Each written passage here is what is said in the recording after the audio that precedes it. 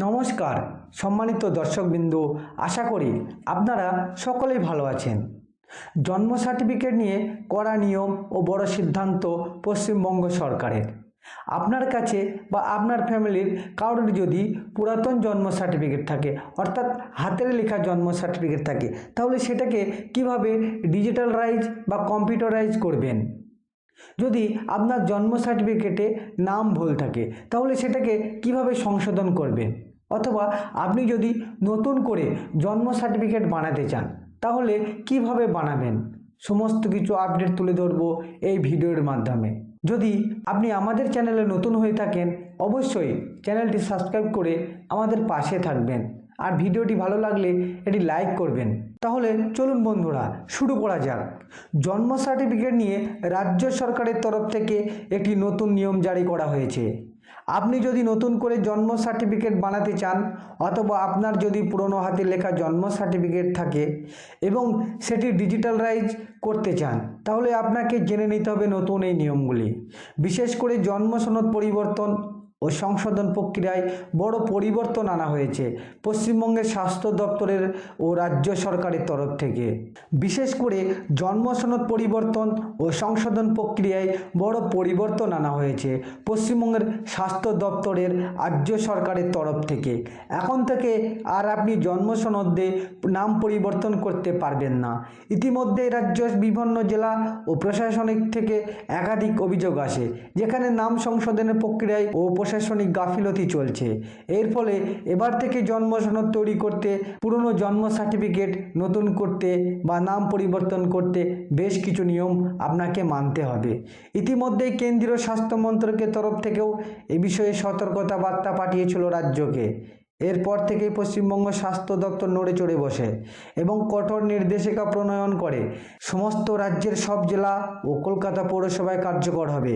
এছাড়াও আপনার যদি পুরনো জন্ম সার্টিফিকেট, অর্থাৎ হাতের লেখা জন্ম সার্টিফিকেট থেকে থাকে, তাহলে আপনি যদি বাড়ির কারোর জন্য নতুন করে জন্ম সার্টিফিকেট বানাতে চান, তাহলে অবশ্যই আপনি এই নিয়মগুলোকে মানতেই হবে। রাজ্য সরকারের তরফ থেকে নতুন যে গাইডলাইন জারি করা হয়েছে, সেখানে স্পষ্টভাবে বলা হয়েছে জন্ম সনদে নাম পরিবর্তন বা সংশোধন শুধুমাত্র নির্দিষ্ট কিছু ক্ষেত্রেই অনুমোদন দেওয়া হবে।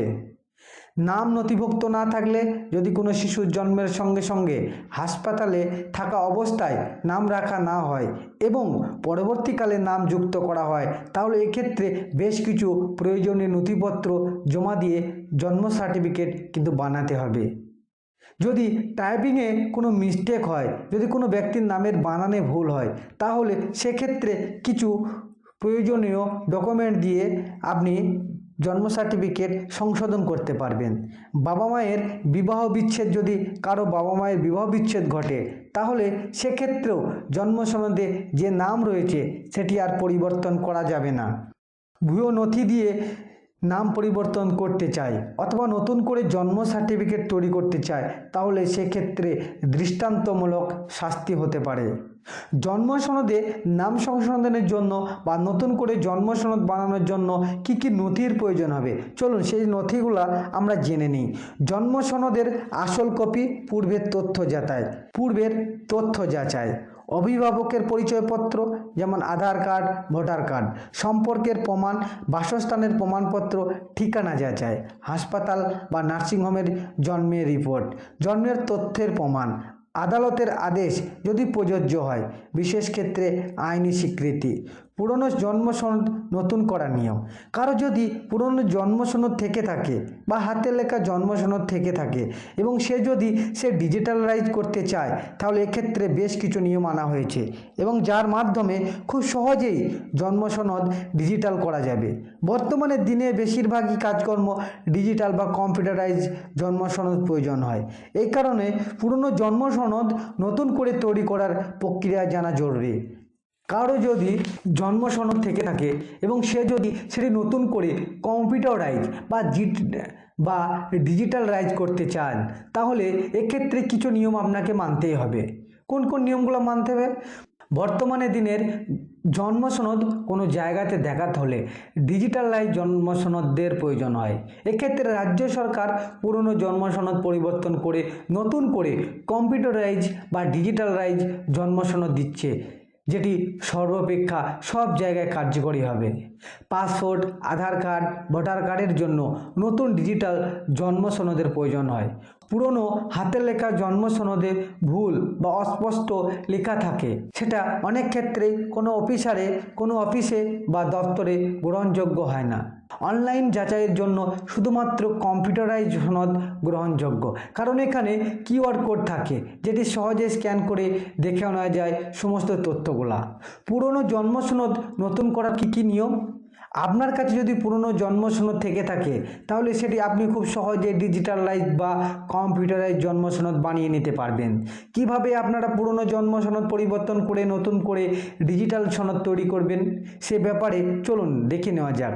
প্রাথমিক যাচাই প্রথমেই আপনার পুরনো জন্ম সনদ দরকার হবে, তাই আপনার কাছে থাকা পুরনো জন্ম সনদ এবং প্রয়োজনীয় পরিচয়পত্র প্রস্তুত রাখতে হবে।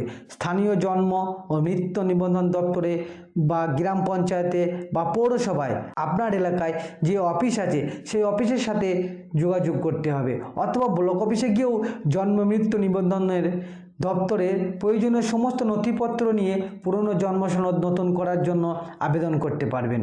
আবেদন করতে গেলে আপনাকে ডুপ্লিকেট বার্থ সার্টিফিকেট বা কম্পিউটারাইজ বার্থ সার্টিফিকেট ফর্ম নিতে হবে এবং পূরণ করতে হবে।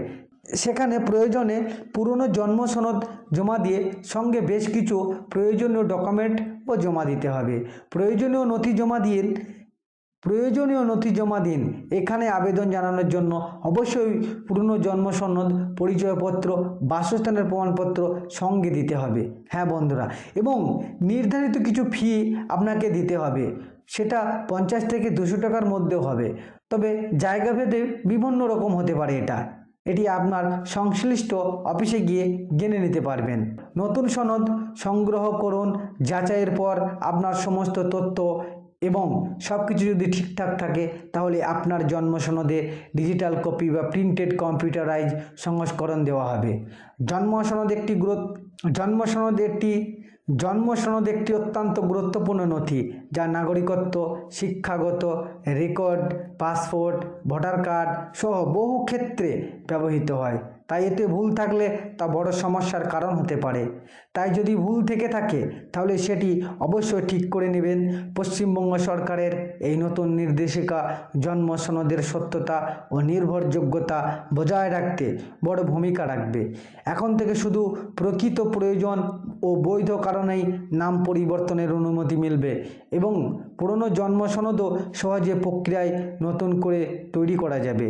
এটি দীর্ঘমেয়াদী প্রশাসনিক শৃঙ্খলা ও জনস্বার্থ রক্ষা করবে এবং নাগরিকদের জন্য প্রক্রিয়াটি আরও সহজ ও স্বচ্ছ হবে। ভিডিওটি ভালো লাগলে অবশ্যই একটি লাইক করবে।